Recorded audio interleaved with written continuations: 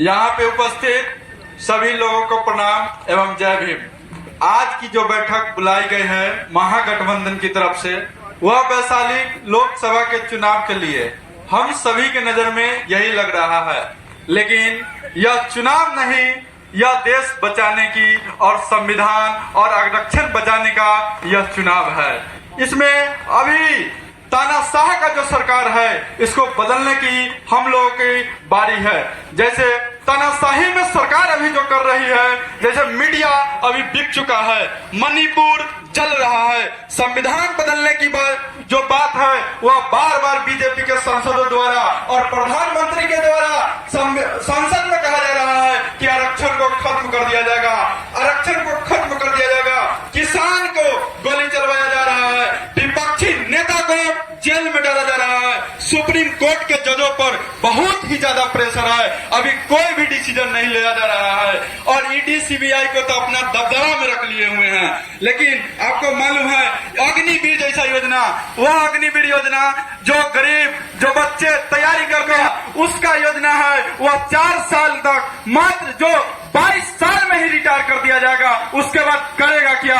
अग्निवीर वह महत्वपूर्ण योजना। तो आने वाली जो इंडिया की सरकार होगी, सबसे पहला नजर होगा कि इस अग्निवीर योजना को हटा देना। और दूसरा, सब गार्जियन यहाँ पर बैठे हुए हैं जिसका बच्चा पढ़ते होंगे, कोई चीज का तैयारी करते होंगे, चाहे जनरल कंपटीशन हो या कोई भी प्रतियोगी प्रतीक्षा की, उसमें देखते होइएगा कि पेपर लीक एक सबसे बड़ी मामला है। आपका बच्चा एग्जाम हॉल में ही रहता है, लेकिन जब उसके बाहर निकलता है तो आप देखते होइएगा कि आप जनायु बाहर निकला, आप पता चल जाता है कि पेपर लीक हो गया। बताइए, इस पर एक बहुत बड़े कानून आना चाहिए, क्योंकि यह आम आदमी की बात है और आम जनता की है। बेरोजगारों के साथ, बच्चों के साथ, युवाओं के साथ धोखाधड़ी किया जा रहा है और इस पर सरकार कोई कठोर कदम, अभी तक जो भी सरकार बना है वो इस पर कोई कठोर कदम पेपर लीक जैसी संभावना मामला में नहीं है। वही सरकार यूपीएससी का पेपर लेता है तो कोई पेपर लीक नहीं होता है, लेकिन यही रेलवे, यही पुलिस, यही यूपी पुलिस या बिहार पुलिस या शिक्षक प्रतियोगिता होता है तो पेपर लीक हो जाता है। बताइए क्या हुआ?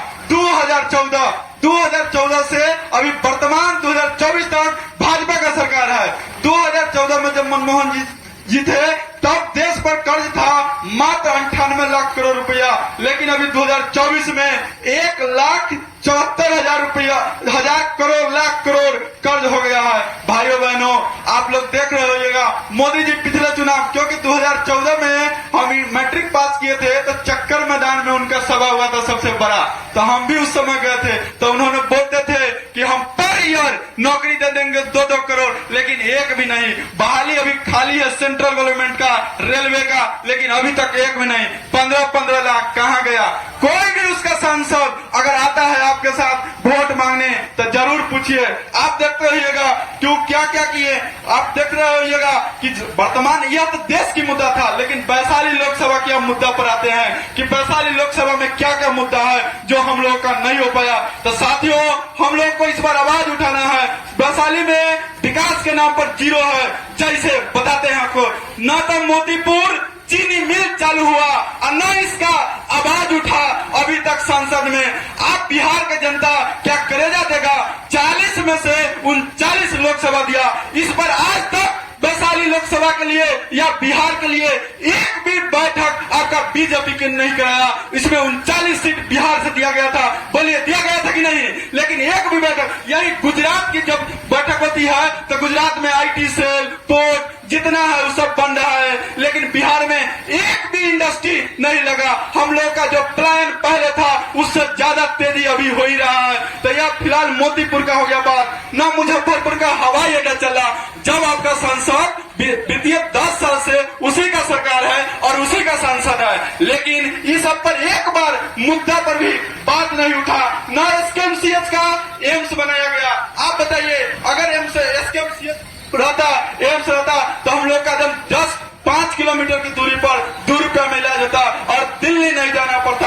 आप बताइए, उत्तर बिहार का, अब किसान की बात करते हैं, उत्तर बिहार का सबसे बड़ा सब्जी मंडी जो है हम लोगों के यहाँ लगता है। बताइए, गंज बाजार, नेवरा बाजार, इधर टंगरारी है, लेकिन सब्जी रखने के लिए जब किसान के उगता है टमाटर तो उसको रोड पर बिक दिया जाता है, लेकिन उसका रख रखाव के लिए कोल्ड स्टोर का आज भी न कोई नेता सोचे हैं और न विचारे हैं। इस पर एक बहुत बड़ी मुद्दा होना चाहिए। हमारे यहाँ लीची का खेती होता है, लीची का, इस पर इधर कोई भी अनुसंधान नहीं है, मिट्टी जांच भी नहीं हो रहा है। किसान का लीची जो हो रहा है वह सूखा जा रहा है। और एक और बड़ी बात आप लोग को समझिए, यह गरीब से जुड़ा हुआ मुद्दा है।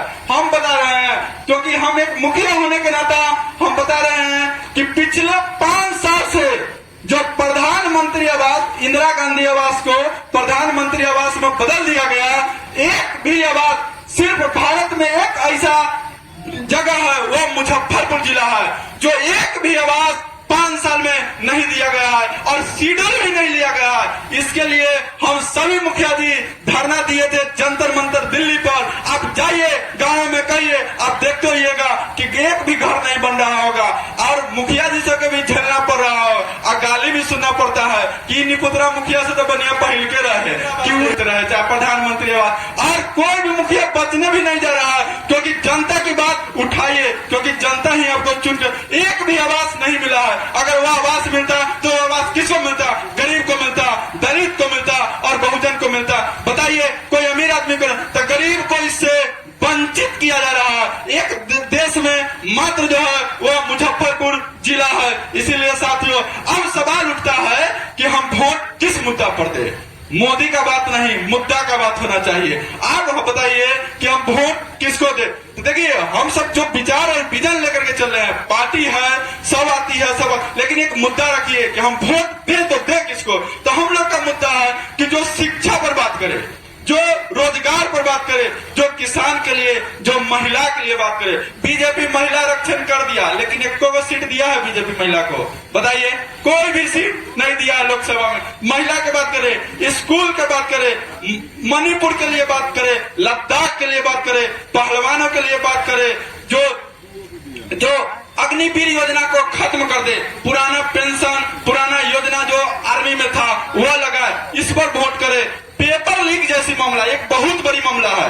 अगर हमारे सांसद भी यहाँ से अगर मुन्ना शुक्ला जी जीत करके जाते हैं तो यह संसद में जरूर बात उठाए। जो पेपर लीक जैसी मामला है, इसको और एक बहुत बड़ा कानून आना चाहिए, युवा के सोच के आगे निखारना चाहिए। बहुत बहुत